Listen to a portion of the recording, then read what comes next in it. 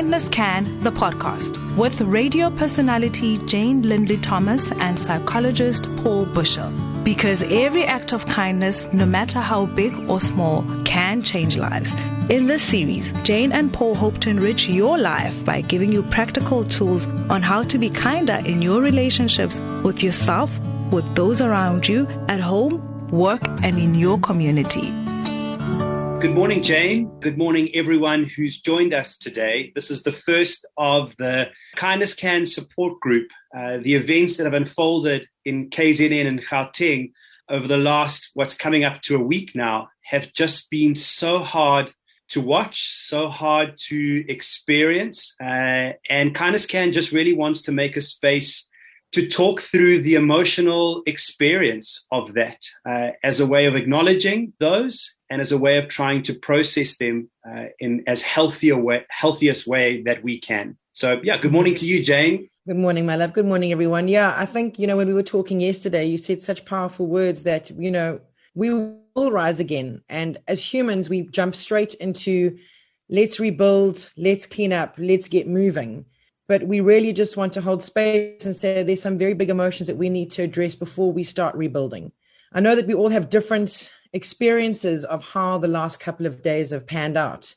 Some more traumatic than others. I was in the Berg. We'd headed off for our annual family holiday.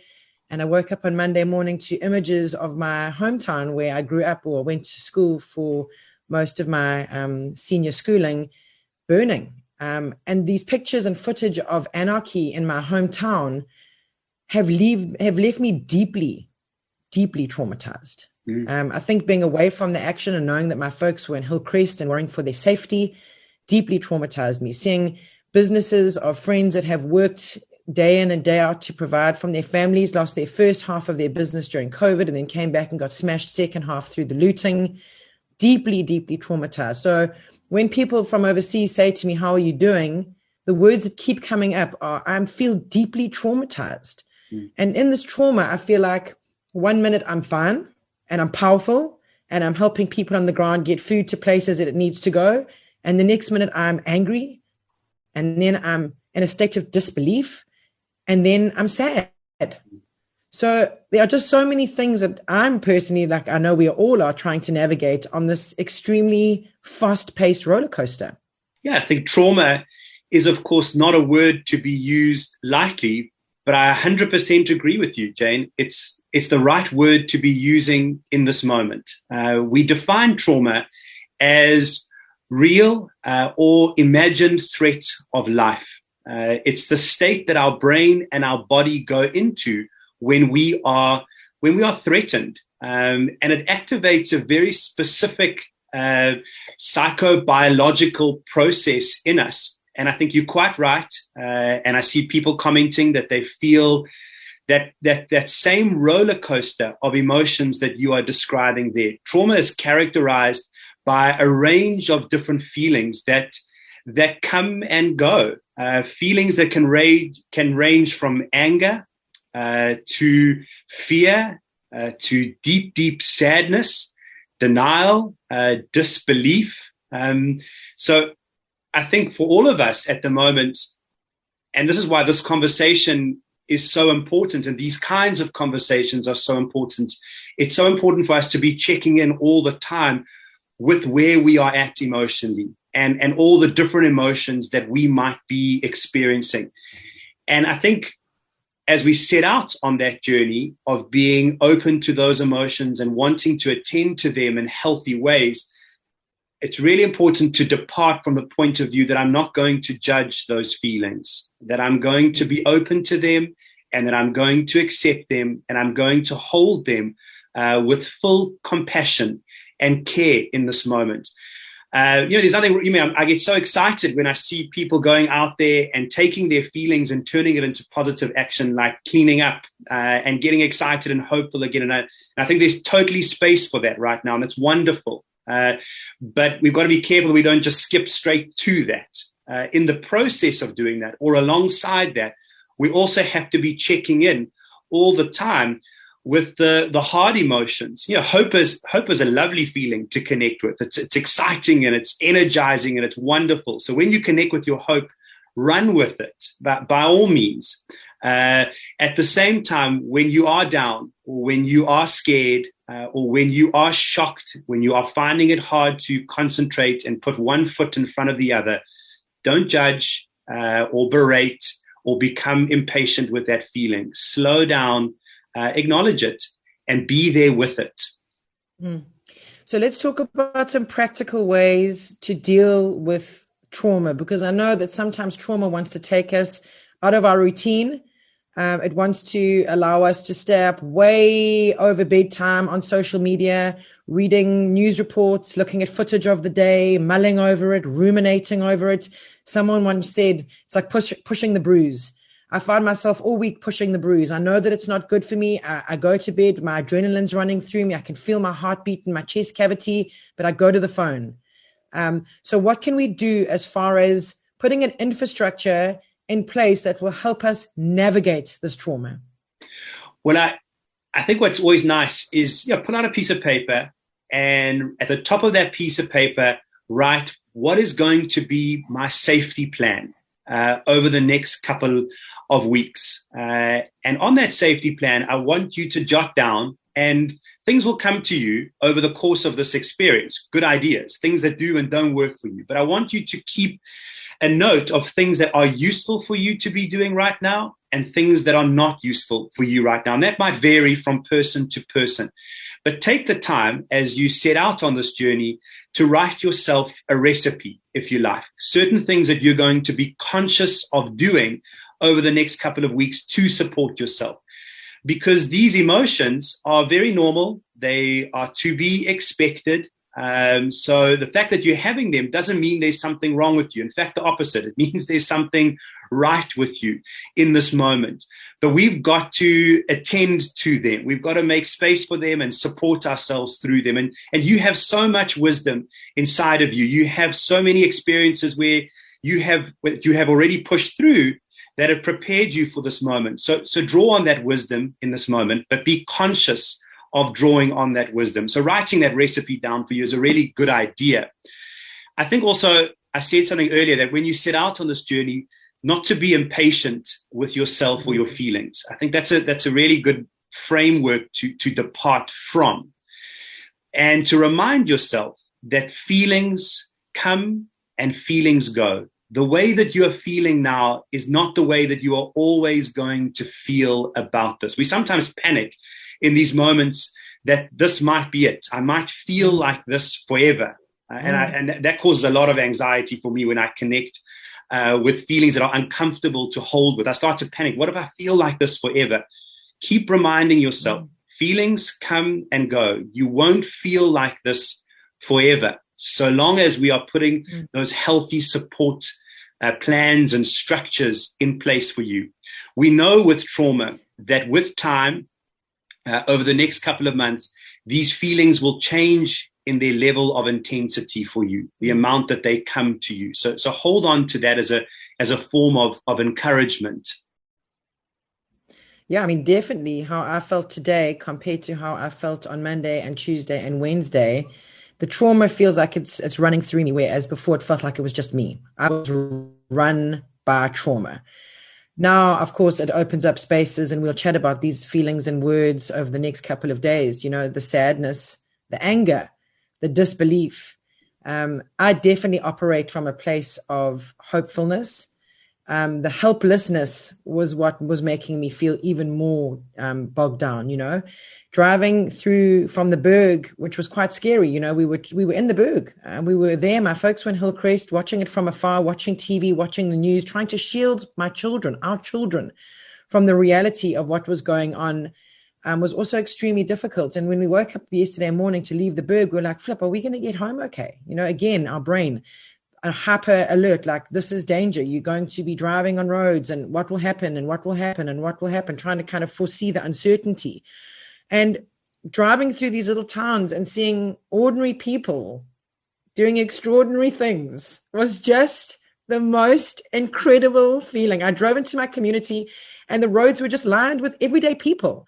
And for me, that has just offset my trauma. It has just that hope is so alive in me. I believe more than ever, yes, we will rise again. And it's going to be so tough. The groundwork that we're doing now is immense and it's intense. But again, that roller coaster, I'm going to be great now for half an hour. And then it's probably going to hit me like a slap in the face where we're at when I say to my kids this morning, please go easy on the milk. I don't know where we're going to get more milk from at this stage. We'll be cool. And my son says to me, I think you may be over-exaggerating. So there's that thin line between exposing them to, listen, Brew, I'm not queuing for iron milk so that you can get milk for your Cocoa Pops. You know what I'm talking about? This is very real. But also navigating their trauma. You know, my 8-year-old on Wednesday night went to bed and she said to me, I feel so sad for the brokenheartedness of the world. Yeah. And that's very real. That's very real stuff. Sure. So I think for our kids for a second, it's always important to remember that children feel all the same feelings as adults. So what you are experiencing now, they are experiencing too. And I know as a parent or as the adults in the room to hear, that can feel a little bit overwhelming. Take a deep breath. Once again, you have so much wisdom, so many tools inside of you that you are going to use over the next couple of weeks to help your kids through this. But be conscious of that. So although children have all the same feelings as adults, they don't often always have the same words to label or to describe or the same tools to be able to process those. So we really, really have to help them. A big way that we help them, of course, is by role modeling different coping strategies. So that safety plan that I was talking about earlier, the things that you are going to put on there, the do's and the don'ts, you're going to do those in front of your kids. You're going to do those with your kids as a way of guiding them through this moment. Jane, to take a few steps back, you were talking about being hyper alert. We know in the early stages of trauma, and I spoke about how your brain and your body, when they are confronted by traumatic incidences or scenes. So for many of us, we might not have been on the ground, and experienced the trauma firsthand, but by watching it on the screen or being in your homes and anticipating that danger around you is equally traumatic. So your brain in that moment has gone into a very hyper-vigilant state. It's released a whole lot of chemicals which have gone into your body, which have made your body feel very hyper-vigilant in this moment. So it wouldn't be surprising right now if you're feeling jittery or nervous or certain noises or certain images or certain smells, cause your brain and your body to react as if it were happening again. And when that does happen, again, don't judge it. What I would prefer you to do is to try and slow that moment down. Get back into the driver's seat of your brain's processes, and talk yourself through that moment in a gentle and affirming way, saying things like, I'm safe now. I am safe here. I'm not there anymore. And with your kids, using compression or holding them or breathing together, using your wonderful mindfulness techniques, breathing as a way of slowing your brain and body's responses down, separating yourself from the triggering incident, turning off the TV, getting off social media, going for a walk if that feels safe for you to do, stepping outside, getting some fresh air, getting up and going, making a cup of tea, for example, anything that can break that trigger response, slow the moment down for you and get you back in the driver's seat where you can talk to your brain and your body, saying things like, I am safe in this moment now.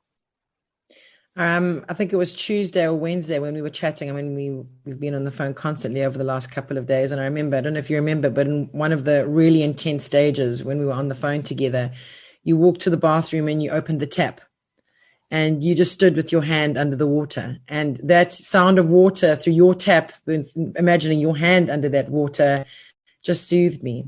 So going back to those things that kind of remind us of a time before that bring back all those feelings. So if it is a warm bath, if it is that companion in that cup of tea, really urging you to almost put them in, they don't come naturally, hey, because we're in such a mode of foreseeing the uncertainty or trying to navigate it through the exhaustion of trying to preempt what's next, that sometimes we take away all those comforts and we would rather gravitate towards the thing that's not healthy for us, hey? So that is going onto the social media. Isn't it funny the way that happens, that we run towards the trauma even further instead of saying, I've had enough of that, I'm going to have a cup of tea.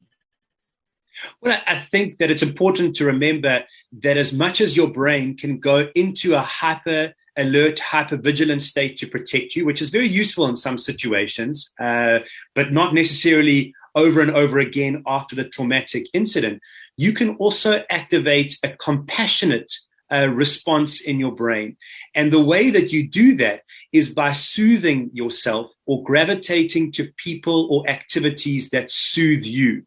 So when you enter manually into those spaces, you can help your brain move out of, that scary danger zone into a space where it can soothe you. It has the ability to be very compassionate.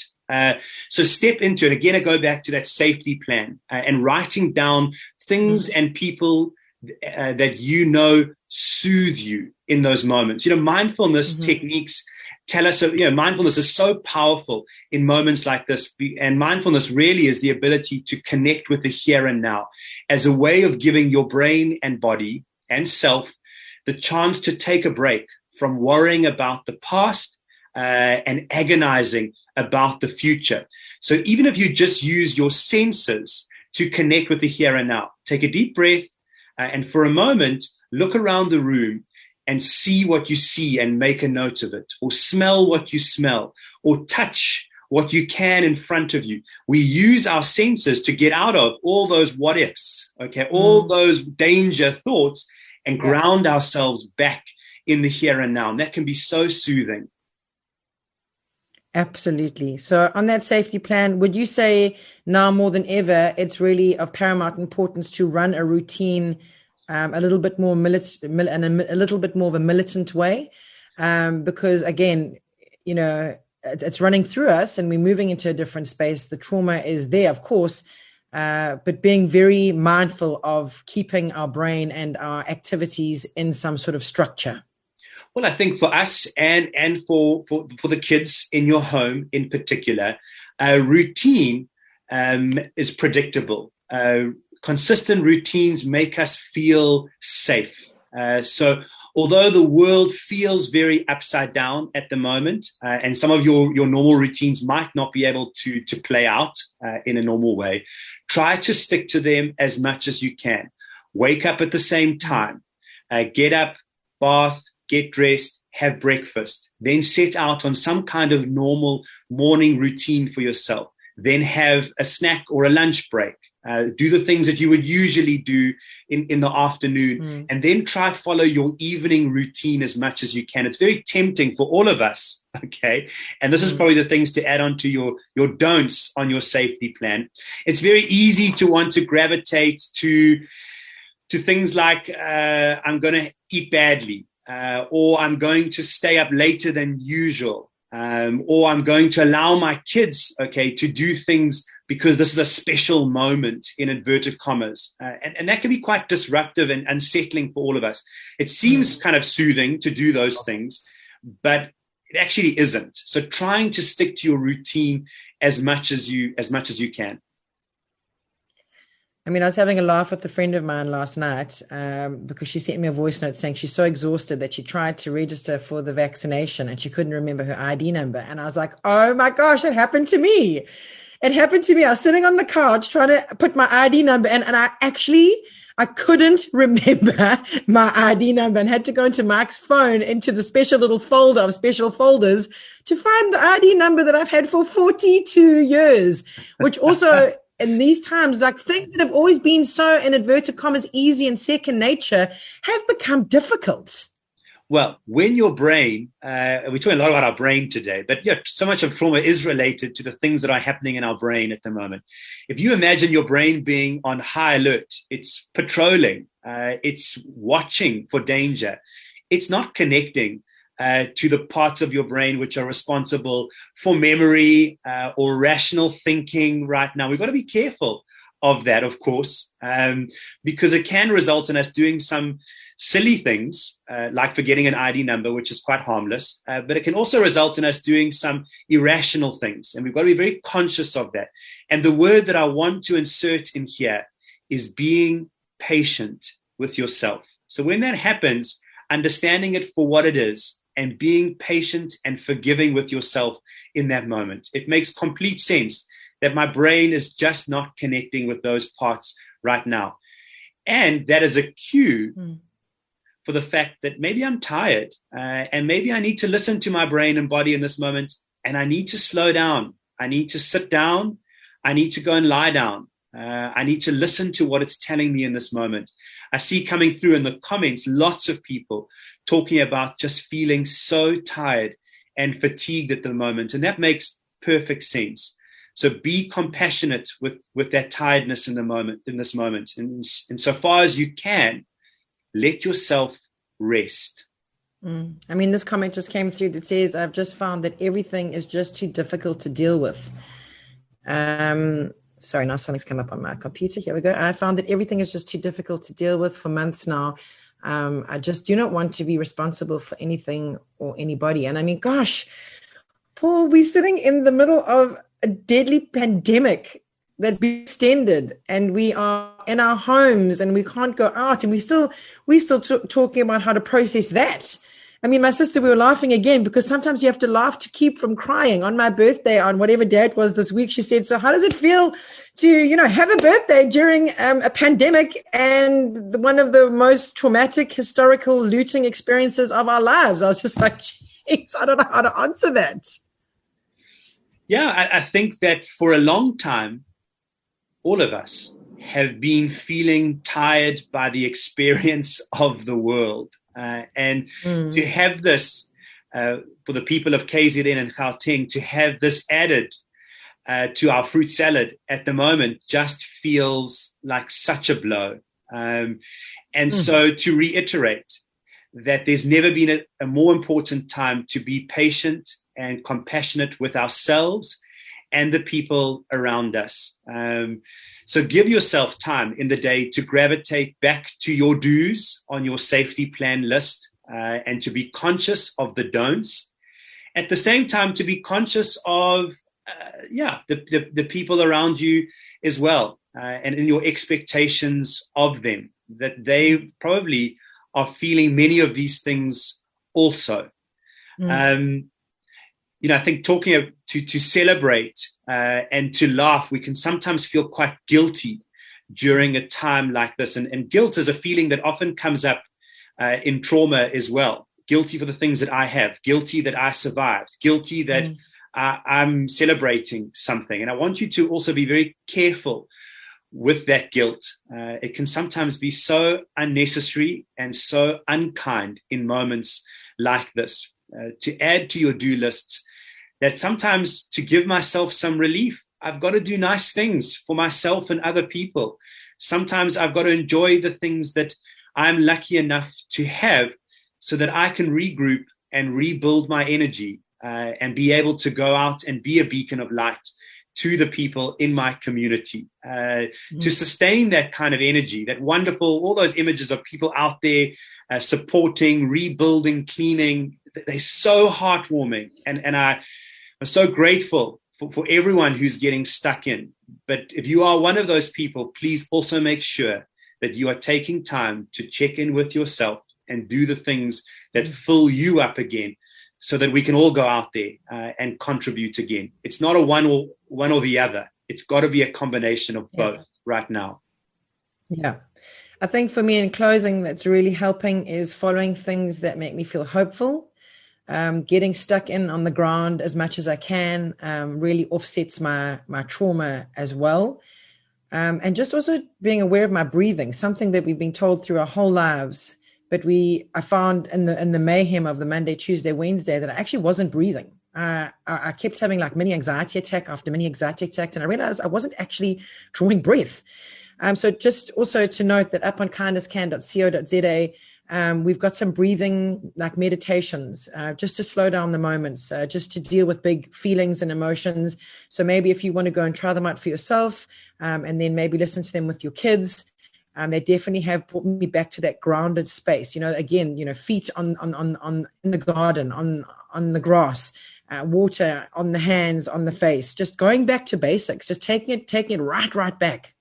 Yeah, I think it's always important to remember that I said that breath is the language between your brain and your body and yourself. And although we breathe 28,000 times a day, most of the time without even being conscious of it, in a moment like this, we can use our breath so effectively. When we take long, even breaths at strategic times in our day, we are sending messages between our brain and our body and ourself that we are okay and that we are going to be okay. It's very natural that when you are afraid or scared or anxious, that you naturally hold your breath, okay? And that sends an incorrect message between our brain and our body that we should be panicking, that we should be going into panic mode, and that's not useful. So every now and then, add that to your safety plan to-do list, checking in with my breath and just taking some really nice, long, replenishing, deep breaths in and out. I Jane, see that there's something here that I just want to quickly touch on. I know that it's 9:30, but if we can I just really I have to talk about this. I see that one of my dear friends from Cape Town's online. Hello, Georgie, saying that he's guilty that he's sitting in Cape Town. And I've been dealing with a lot of friends that have immigrated to different countries or living in Cape Town or Joburg and Durban, bred and born, and the guilt. And I've got to just tell you something, that when everything was going down on Tuesday and I went into that mother mode of we have to get out because we're going to die here. That is what my brain was telling me. Grab your children and get out. We actually booked tickets to leave and go to Cape Town. And once those tickets had been booked, I got this terrible feeling of guilt and isolation. And I can't even explain how the anxiety ramped up even more. And I knew that in my heart of hearts, I couldn't leave my community, but I wanting to fend for my children. I wanted to protect my family. And when we drove home yesterday, which was a very emotional journey, and as I said, through every checkpoint in every town, seeing ordinary people doing extraordinary things, by the time we drove into our gates at home in this uncertain climate of not knowing where the next egg or piece of bread will come from, Mike and I looked at each other and we were like, we're home.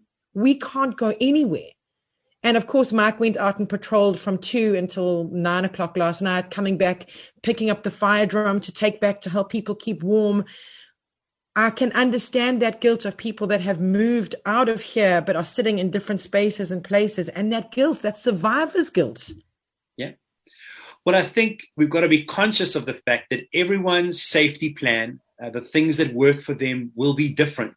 And that's absolutely okay. You've got to figure out what works for you. As an emotion, guilt it will rise up in moments like this. So acknowledge it, don't shame it, but be very careful of letting it take the driver's seat. It's not a constructive emotion to have in this moment. And we've got to take that guilt, try and understand what it's telling you. And if it's telling you that I want to help or I want to support in some ways, then find your way from wherever you are. But don't let that guilt become a beating stick to shame you or belittle you in this moment, because that's not good for you and it's not good for the situation. We've got to move through this with compassion. It's just been such a pleasure doing this today. Thank you, everyone who's joined us. Thank you to you who've tuned in to listen to the podcast. We hope that these words offer you some support through these very complicated times.